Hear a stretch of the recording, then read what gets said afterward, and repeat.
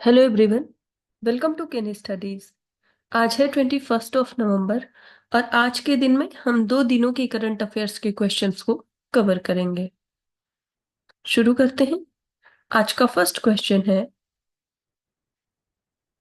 Where was the world's largest coral colony recently discovered. यहाँ पर आपसे पूछा जा रहा है, हाल ही में विश्व की सबसे बड़ी प्रवाल कॉलोनी कहाँ पर खोजी गई है। आपके ऑप्शंस हैं Solomon islands, Papua New Guinea, Indonesia या फिर ऑस्ट्रेलिया। और इस क्वेश्चन में आपका करेक्ट ऑप्शन हो जाएगा ऑप्शन ए। सो ये खोजी गई है सोलोमन आइलैंड्स में। आप देख सकते हैं, researchers recently discovered the world's largest coral colony in the Solomon Islands, and the Solomon Islands are a Pacific archipelago of nearly 1,000 islands, with six main islands and over 900 smaller ones covering 461,000 square kilometer area.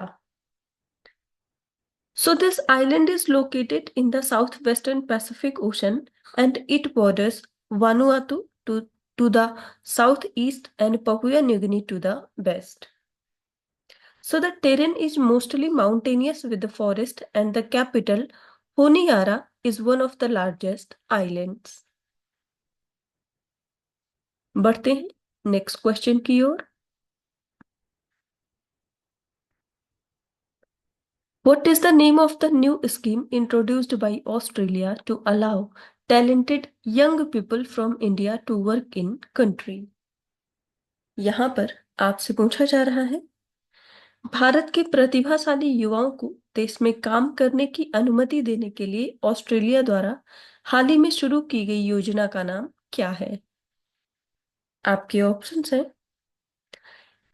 India talent mobility scheme, migration and technology employment scheme, mobility arrangement for talented early professionals scheme या फिर Australia India skill exchange scheme.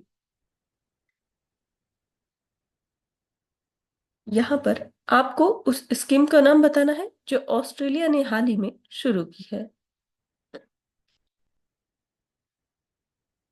और इस question में आपका correct option हो जाएगा option C.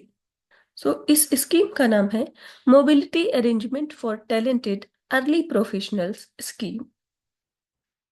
आप देख सकते हैं, Australia launched the Mobility Arrangement for Talented Early Professionals scheme, offering Indian university graduates and early professionals the chance to work in Australia for up to 2 years.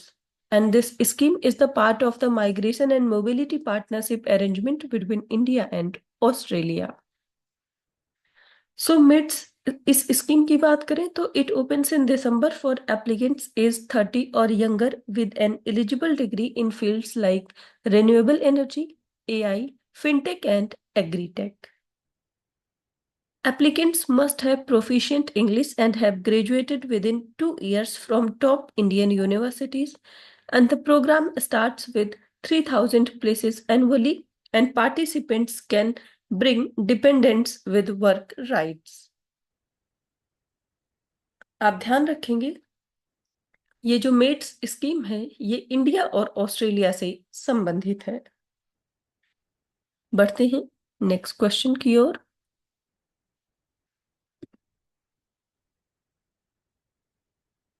Where was the International Conference on Communication and Dissemination of Traditional Knowledge held? यहाँ पर आपसे पूछा जा रहा है, पारंपरिक ज्ञान के संचार और प्रसार पर अंतरराष्ट्रीय सम्मेलन कहाँ पर आयोजित किया गया। आपके ऑप्शंस हैं जयपुर, भोपाल, गुरुग्राम या फिर लखनऊ। और इस क्वेश्चन में आपका करेक्ट ऑप्शन हो जाएगा ऑप्शन सी। सो ये जो कॉन्फ्रेंस है इसका आयोजन किया गया है गुरुग्राम में। आप देख सकते हैं, the international conference on communication and dissemination of traditional knowledge begin eight Gurugram university and it was inaugurated by Council of Scientific and Industrial, National Institute Research of Science Communication and Policy Research and Gurugram University. सो ये इन universities और जो CSIR है उसके द्वारा इस conference को आयोजित किया गया है. The conference focused on interdisciplinary research and the importance of integrating traditional knowledge with modern science. बढ़ते हैं नेक्स्ट क्वेश्चन की ओर. सुखना lake which was seen in the news is located in which city? यहाँ पर आपसे सुखना झील के बारे में पूछा जा रहा है जो कि हाल ही में खबरों में थी. आपको बताना है कि ये किस शहर में स्थित है. आपके ऑप्शंस हैं गोरखपुर, चंडीगढ़, जयपुर या फिर भोपाल.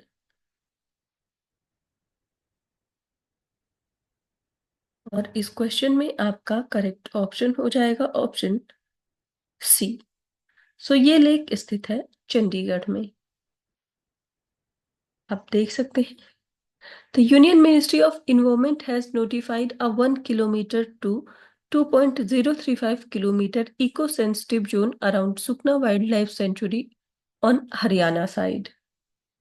So इस लेक की बात करें तो ये एक आर्टिफिशियल लेक है इन Chandigarh and it was created in 1958 by damming the Sukna Chao stream from the Sivalik Hills.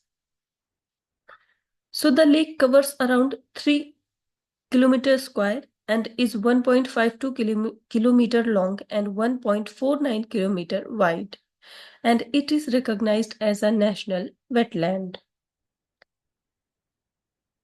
So the catchment area has rugged terrain and is prone to soil erosion with silt, heavy water, and adjacent to Sukna Lake, Sukna Wildlife Sanctuary spans 26 square kilometer and attracts migratory birds like Siberian ducks, storks and cranes in winter.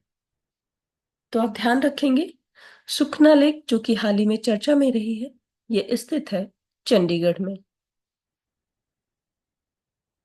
बढ़ते हैं next question की ओर. Which company has recently became the first oil and gas producer in India to join the United Nations Environment Program Oil and Gas Methane Partnership 2.0.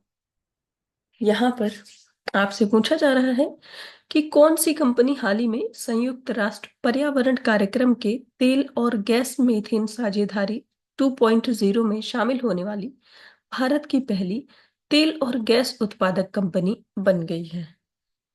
आपके options हैं Indian oil corporation limited, second oil and natural gas corporation, third Cairn oil and gas या फिर gas authority of India.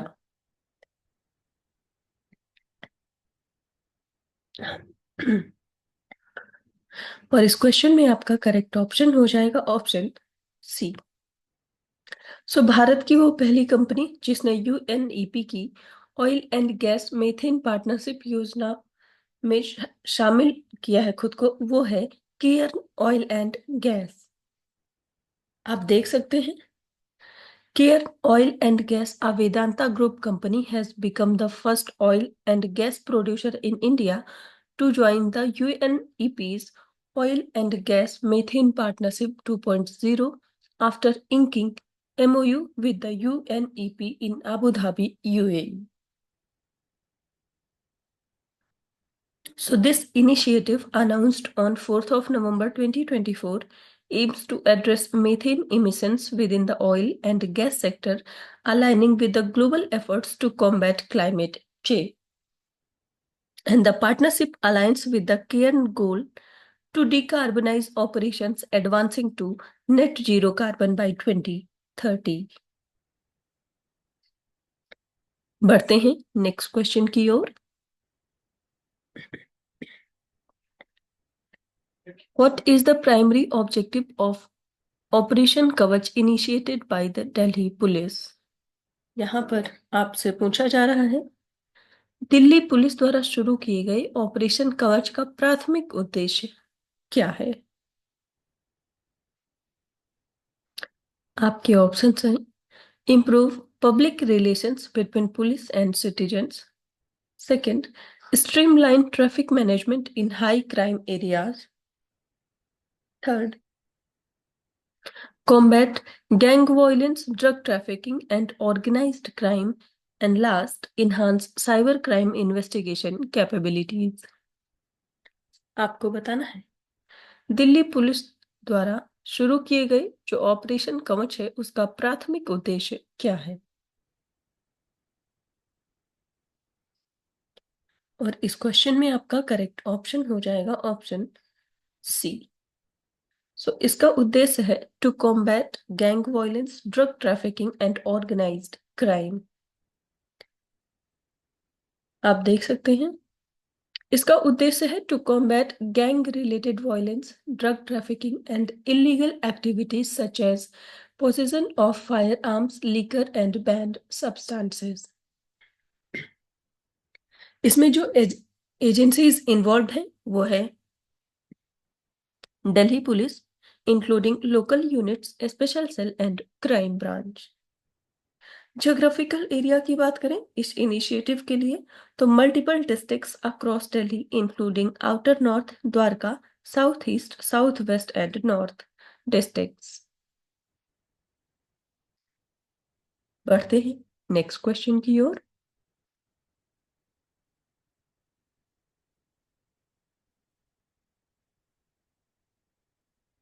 Consider the following statements about the objective of World Intellectual Property Indicators report by WIPO।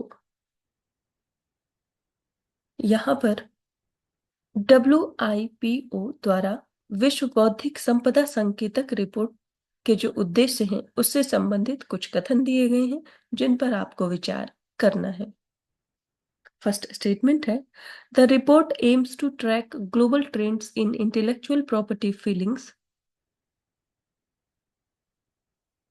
Second, it primarily highlights countries' ranking in innovation and competitiveness.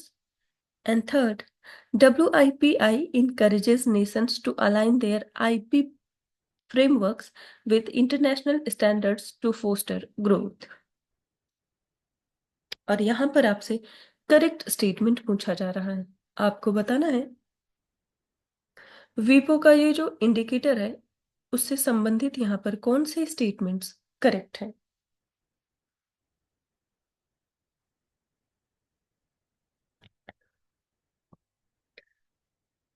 और इस question में आपका correct option हो जाएगा option D. सो यहाँ पर first और third statement आपका करेक्ट है जबकि सेकंड इनकरेक्ट है। आप देख सकते हैं this report does not rank countries by innovation और competitiveness but rather focuses on IP filing trends and growth patterns across various sectors. So वीपो की बात करें जिसे हम वर्ल्ड इंटेलेक्चुअल प्रॉपर्टी ऑर्गेनाइजेशन के नाम से जानते हैं तो it is one of the 15 specialised agencies of the United Nations pursuant to the 1967 convention establishing the World Intellectual Property Organization. It was created to promote and protect intellectual property across the world by cooperating with the countries as well as international organizations. So this organization WIPO began operations on 26th of April 1970 when the convention entered into force। और वीपो के वर्तमान समय में जो director general हैं उनका नाम है डेरिन टैंग और ये संबंध रखते हैं सिंगापुर से। वीपो का जो हेडक्वार्टर है वो है जेनेवा, स्विट्जरलैंड में। बढ़ते नेक्स्ट क्वेश्चन की ओर।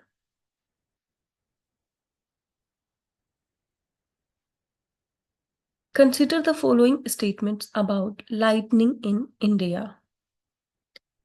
भारत में बिजली गिरने से संबंधित यहाँ पर कुछ कथन दिए गए हैं जिन पर आपको विचार करना है। फर्स्ट स्टेटमेंट है lightning is a notified disaster in India। Second, Bihar faces high lightning vulnerability due to its population density and frequent thunderstorms. And third, Lake Maracaibo in Venezuela is known to experience the highest frequency of lightning strikes globally. और यहां पर आपसे correct statements पूछे जा रहे हैं, आपको बताना है लाइटनिंग से संबंधित यहां पर कितने ऐसे स्टेटमेंट्स हैं जो कि करेक्ट है।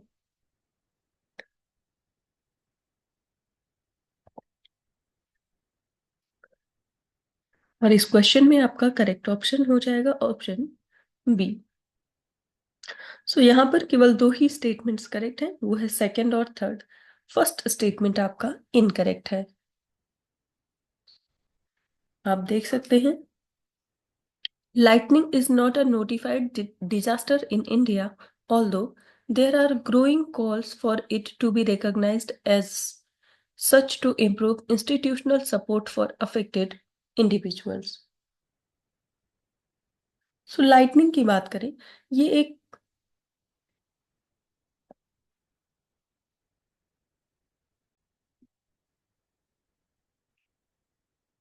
लाइटनिंग एक नेचुरल फिनोमेना है formed by electrostatic discharges through the atmosphere between two electrically charged regions, either both in the atmosphere or one in the atmosphere and one in the on the ground. So lightning occurs commonly during thunderstorms as well as other types of energetic weather systems, but volcanic lightning can also occur during volcanic eruptions. And lightning is an atmospheric electrical phenomena and contributes to the global atmospheric electrical circuit. बढ़ते हैं next question की ओर।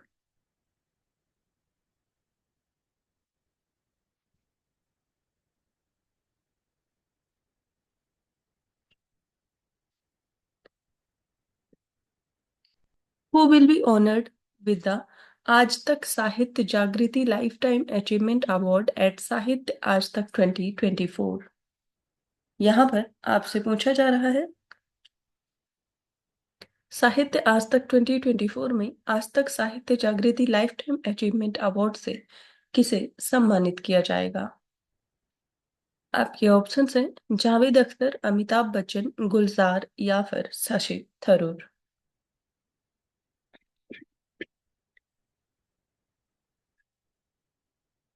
और इस question में आपका correct option हो जाएगा option C. सो इस अवार्ड से सम्मानित किया जाएगा गुलजार को। आप देख सकते हैं the 6th edition of Sahitya Aaj Tak will take place at the Major Dhyan Chand National Stadium in New Delhi from 22nd of November to 24th, 2024. So President Draupadi Murmu will be presenting the prestigious Aaj Tak Sahitya Jagriti Lifetime Achievement Award to Guljar, the iconic poet, lyricist and filmmaker. He has made significant contributions to India's literary and cinematic heritage with masterpieces like Ravi Par, Raat, Chand Aur Main, and films such as Andhi, Mausam, and Machis. So Guljar has been honored with the numerous accolades including Padam Bhushan, Dada Saheb Phalke Award, Oscar, Grammy, and Sahitya Akademi Awards. बढ़ते हैं next question की ओर। Consider the following statements about National Workshop on प्रधानमंत्री Awas Yojana urban 2.0। यहाँ पर प्रधानमंत्री आवास योजना शहरी 2.0 पर राष्ट्रीय कार्यशाला के बारे में कुछ कथन दिया गया है जिन पर आपको विचार करना है। आपका फर्स्ट स्टेटमेंट है the workshop was inaugurated by union minister for Housing and Urban Affairs and Power Manohar Lal in New Delhi on 18th of November. और सेकंड स्टेटमेंट है The workshop was centered on the theme of implementation of प्रधानमंत्री Awas Yojana urban 2.0।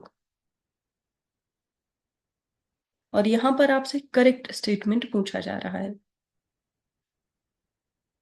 इस question में आपका correct option हो जाएगा option C. सो यहाँ पर दोनों ही स्टेटमेंट्स आपके करेक्ट हैं। आप देख सकते हैं, नेशनल वर्कशॉप ऑन प्रधानमंत्री Awas Yojana urban 2.0 inaugurated by Union Minister for Housing and Urban Affairs and Power Manohar Lal in New Delhi. So the minister spoke about affordable rental housing, which has been introduced as a separate vertical for the first time in housing scheme. The workshop was organized by the ministry in partnership with the Housing and Urban Development Corporation Limited. The workshop was centered on the theme of implementation of Pradhan Mantri Awas Yojana Urban 2.0. So this scheme is currently in the implementation phase, and over 25 states and UTs have signed the Memorandum of Agreement with the Ministry of Housing and Urban Affairs. इसके साथ ही Housing and Urban Development Corporation Limited is a central nodal agency for implementation of interest subsidy scheme vertical to this scheme.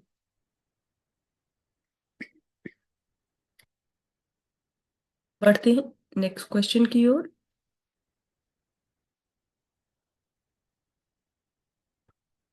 Where was the Asia Pacific Economic Summit 2024 held? यहाँ पर आपसे Asia प्रशांत आर्थिक शिखर सम्मेलन 2024 कहाँ पर आयोजित किया गया है ये पूछा जा रहा है।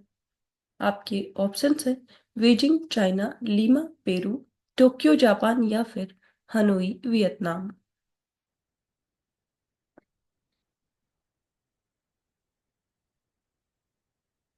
और इस क्वेश्चन में आपका करेक्ट ऑप्शन हो जाएगा ऑप्शन बी। सो इसका आयोजन किया गया लीमा पेरू में। आप देख सकते हैं, the 2024 Asia Pacific economic summit was hosted in Lima, Peru. US and Chinese leaders recently warned of challenging times ahead at an Asia Pacific Economic Summit in Lima. So Asia Pacific Economic Corporation की बात करें तो it was formed in 1989 and it promotes free trade, investment and economic cooperation for sustainable growth. इसके साथ ही APEC streamlines cross-border movements of goods, services, investments and people by improving customs and aligning regulations. So it has reduced trade barriers, boosting regional growth and trade. And APEC has 21 economies, including US, China, Japan, and others, covering 40% of the world's population, 60% of the global GDP. So annual meetings are held with the decisions made by consensus and commitments taken voluntarily. तो आप ध्यान रखेंगे, इस वर्ष Asia Pacific economic summit का आयोजन किया गया है लीमा पेरू में। बढ़ते हैं नेक्स्ट क्वेश्चन की ओर। Which country launched the Global Energy Efficiency Alliance at COP29? यहां पर आपसे पूछा जा रहा है किस देश ने COP29 में वैश्विक ऊर्जा दक्षता गठबंधन लॉन्च किया है। आपके ऑप्शंस हैं इंडिया, फ्रांस, यूएसए या फिर United Arab Emirates.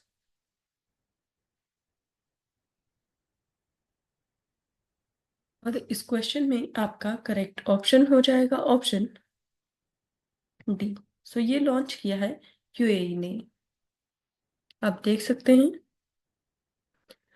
the UAE launched the Global Energy Efficiency Alliance at COP29 in Azerbaijan to double global energy efficiency by 2030. And this initiative, following the UAE consensus from COP28, unites countries, organizations, and corporations to cut emissions and manage resources sustainably. The UAE will lead by sharing energy efficiency expertise, promoting partnerships with the private sector, and standardizing best practices. So, the alliance aims to foster public private collaborations and attract investments in energy efficiency, and it will help African countries by providing financing options and technology solutions crucial for sustainable energy development.